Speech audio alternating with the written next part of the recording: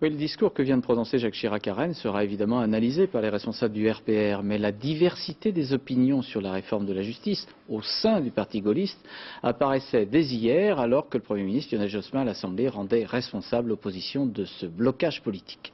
Enquête au RPR avec Philippe Boissery et Laurent Hakim.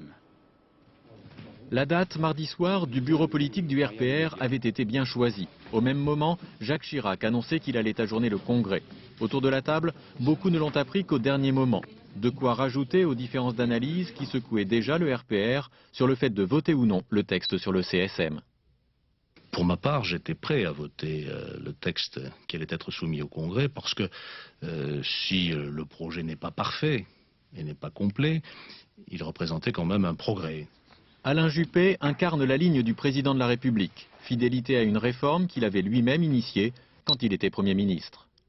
Nous disons, si nous arrivons à un accord avec le gouvernement sur les questions de liberté individuelle, eh bien, après, sur le Conseil supérieur de la magistrature, il n'y aura pas de gros problèmes parce que c'est une réforme insignifiante.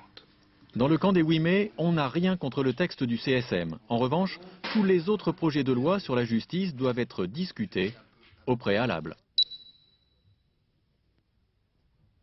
Dès le départ, j'étais hostile à cette réforme, mauvaise, mal ficelée, sans ambition. On pose des rustines sur un pneu fichu. Dans le Parisien d'aujourd'hui, Philippe Séguin a le mérite de la clarté. Contrairement à beaucoup de parlementaires RPR, il n'a jamais voté le texte sur le CSM et n'est pas prêt de le faire. Il ne s'agit pas pour moi de tout refuser, mais en revanche, quand un certain nombre de mesures ou de textes me paraissent contraires à l'intérêt des Français, à l'intérêt de la France, j'ai l'intention de le dire sans entortiller ça dans du papier de soie, de le dire clairement. Le credo d'une opposition frontale au gouvernement Jospin, affiché par Michel Alliot-Marie dès son arrivée à la tête du RPR, a trouvé avec le CSM une illustration fracassante. Tant pis si le projet était initié par Jacques Chirac lui-même. Jacques Chirac qui aujourd'hui a demandé de renouer le dialogue au gouvernement en sachant que pour discuter, il faut être deux.